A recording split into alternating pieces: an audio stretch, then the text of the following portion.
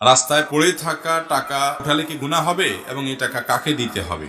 বা এই রাস্তায় যদি কোনো কুড়িয়ে পড়া জিনিস পাওয়া যায়, আপনি 10টা টাকা পাইলেন, 5টা টাকা পাইলেন, একটা কয়েন পাইলেন, বা কোনো কিছু পাইলেন, এটা যদি উঠানো হয় তাহলে কি করতে হয়? কি করতে হয় বলেন?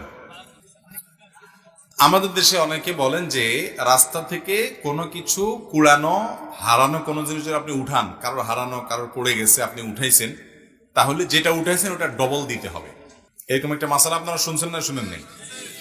এই মাসালাটা কেউ একজন বানাইছে যাতে করে কেউ ভয়ে আর কারোর টাকা পয়সা না তোলে। নেক উদ্দেশ্যে কিছু জাল হাদিস তৈরি হয়েছে, তার মধ্যে এটা একটা।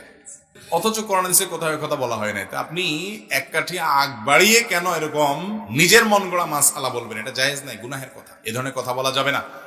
যদি রাস্তায় কোনো কিছু পড়ে থাকে দেখেন আপনি, জিনিসটা যদি খুব তুচ্ছ হয়, সামান্য হয়, ধরেন কথার কথা 2 টাকার কয়েন, এটা যার হারাইছে সে আর এটা খুঁজতেও যাবে না, আপনি জানেন খুব সামান্য জিনিস, তাহলে সেটা আপনি নিজে গরিব হলে গরিব খেলেন, বা কোনো গরিবকে আপনি দান করে দিলেন। আপনি নিজে গরিব হলে আপনি নিজে খেয়ে ফেলতে পারেন, বা কোনো গরিবকে দান করে দিতে পারেন। আর যদি জিনিসটা দামি হয়, ধরেন আপনি 1000 টাকা পাইছেন, 2000 টাকা পাইছেন, মূল্যবান কিছু পাইছেন, যেটার মালিক এটাকে খুঁজে বেড়াবে আপনি জানেন, তাহলে সেক্ষেত্রে এটা নেওয়ার পর আপনার দায়িত্ব হলো চতুর্পাশে ভালো করে ঘোষণা দেওয়া, ভাই এই জায়গা আমি কিছু টাকা পাইছি, কার হয় নিয়ে যাবেন। দীর্ঘদিন আপনাকে ঘোষণা দিয়ে যেতে হবে, যেতে হবে, যেতে হবে। কোনোভাবেই মালিক আর পাওয়া যাচ্ছে না, কোনো হদিস নাই, কোনো আলামত নাই, কোনো কিচ্ছুতেই পাচ্ছেন না, আর আশাও নাই।